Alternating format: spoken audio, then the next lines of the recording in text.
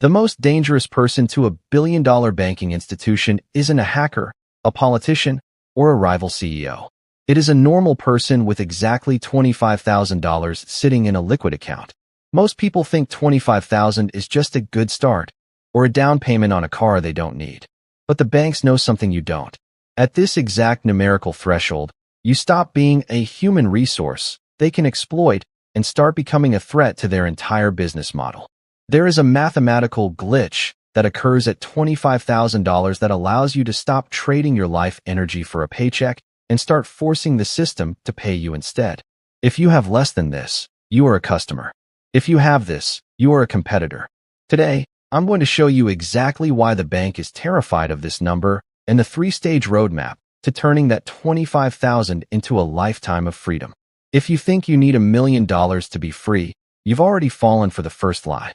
Why is 25,000 the magic number? To understand this, we have to look at the invisible walls the financial system has built around you.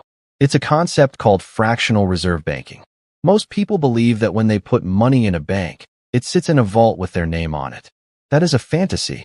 In reality, when you deposit $1, the bank can legally lend out 10. Your $25,000 savings is actually the fuel for $250,000 in high-interest debt that the bank sells to your neighbors in the form of credit cards and car loans. The moment you realize that your money is worth 10 times more to them than it is to you, the power dynamic shifts. The bank's entire profit margin relies on you being financially illiterate, staying in the 97% group that keeps their money in a 0.01% savings account. While they pay you pennies, inflation is burning your purchasing power at 5% or higher. They are essentially using your own money to make you poorer. By holding $25,000 in a way that generates cash flow instead of dust, you have achieved what I call survival alpha. Survival alpha isn't just about money. It's about the psychological leverage of walking away. Most people are one missed paycheck away from a total life collapse. This fear is what keeps you submissive in meetings, what makes you accept average raises, and what keeps you working 40 hours a week for 40 years. But $25,000 is a moat. It gives you the cash to walk away from a toxic boss, the leverage to negotiate from a position of strength, and the shield to protect yourself from the economic storms that wipe out everyone else. Look at the person to your left and the person to your right. Statistics show that 97% of them are financing a funeral for their freedom. They are trapped in a cycle of trading time for money. Think about the math of the average life. You work 40 hours to pay for a car to get to work, a house you are never in because you're at work, and a lifestyle that leaves you with zero at the end of the month. You are essentially a hamster in a gold-plated wheel. They are waiting for a retirement age that may never come. Or worse, a retirement that is just a slower version of the same trap. But the 3%, the ones who understand the glitch, know that 25,000 is the escape velocity. They don't see 25,000 as savings. They see it as an army of 25,000 dividend soldiers ready to go to war for their time. While the 97% are chasing a $1 million net worth that is secretly a trap, the 3% are chasing monthly cash flow. Net worth is an ego metric. Cash flow is a freedom metric. You can't pay for groceries with net worth, but you can pay for them with the monthly yield from your dividend fortress. Let's talk about that fortress. If you move that 25,000 out of the bank's furnace and into high-yield dividend assets, the math changes instantly. At a conservative 9% yield, which is achievable through business development companies and real estate investment trusts, that 25,000 generates $187 every single month, forever. Now, I know what you're thinking. $200 doesn't sound like retirement. That is the bank's second lie speaking through you. They want you to dismiss small wins so you never achieve big victories. In this 7 layers of freedom, $200 a month is a massive, game-changing victory. Layer 1 is your coffee phase, roughly $30 a month. Layer 2 is your subscription phase, your Netflix, internet, and phone bills. At 25,000 saved, you have officially retired your bills.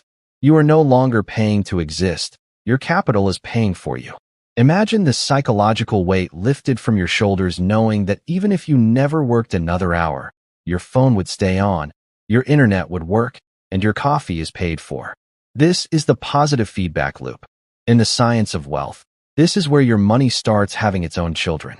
In a traditional savings account, your money is sterile. It cannot reproduce. But in a dividend fortress, every dollar you earn is a new soldier you didn't have to work for. This is the drip glitch, the dividend reinvestment plan.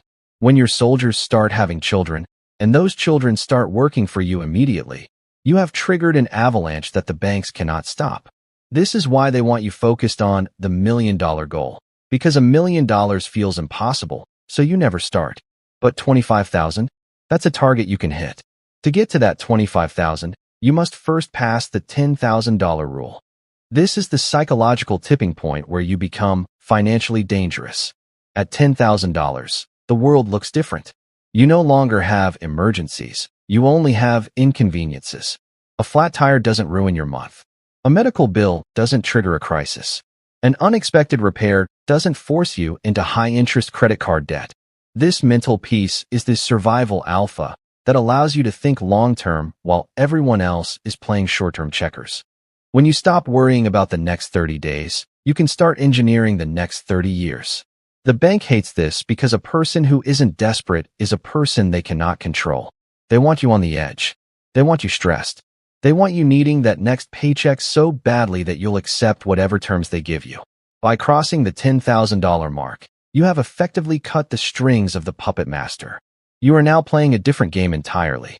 But why stop at 25,000? The science of compounding suggests that the hardest part of the journey is the first 100,000. Most investors quit because they don't see the needle moving in the first 3 years. They are looking for a dopamine hit, but the bank is looking for a long-term sucker.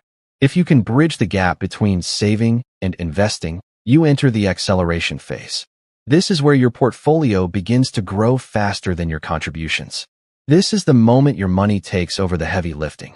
Think about the math of a 10-year deadline. If you are starting from zero today, you don't need 40 years. You need discipline and a roadmap.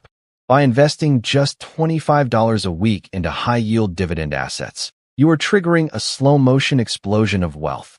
You are building a retirement machine that doesn't care about the stock market's daily casino or the latest urgent crisis manufactured by the media. You are building a moat around your life that is unbreakable. This isn't about being a billionaire. It's about being unfireable. Imagine your life 3 years from now. You wake up on a Tuesday morning. You aren't rushing because of a fear-based alarm clock. You check your account and see a dividend payment has just cleared. It's not $1 million, but it's enough to cover your rent for the month. In that moment, you are more retired than a millionaire who has $5 million but $10 million in debt.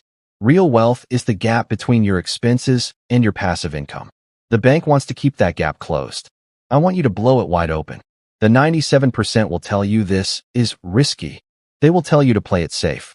But ask yourself, is it safe to rely on a single source of income from a company that could replace you with an algorithm tomorrow? Is it safe to leave your future in the hands of a banking system that views you as a line item? The real risk isn't investing. The real risk is staying exactly where you are. The 97% are trapped because they are waiting for permission to be free. The 3% are free because they realize they never needed permission in the first place. This is the glitch in the matrix. 25,000 is the crack in the door. Cash flow is the key that unlocks it. And your freedom is the destination. You don't need a lot of money to start. You just need to start. Every dollar you move out of the bank's control and into your fortress is a victory. Every dividend soldier you recruit is a step toward a life where you own your time. The system is designed to keep you busy so you never have time to get rich. It's time to stop being busy and start being free. As we wrap up today, I want you to look at your bank account not as a score, but as a tool. If that money is sitting still, it's dying. If it's moving into your fortress, it's growing. The bank wants you to believe that the $1 million goal is the only way out, but they only tell you that so you'll stay in the race longer. They know that if you realize 25,000 is the real tipping point, they lose their best customer. Don't be their best customer. Be their biggest threat. But even if you hit 25,000, you are still at risk if you don't understand why the traditional $1 million goal is actually a sophisticated trap designed to fail you. If you follow the standard advice, you will end up exactly where they want you, rich on paper, but a hostage in reality. To see the exact breakdown of the $1 million retirement lie and why 97% of people will reach it and still be broke, click the video on the screen right now. I've broken down the math they don't want you to see. I'll see you there.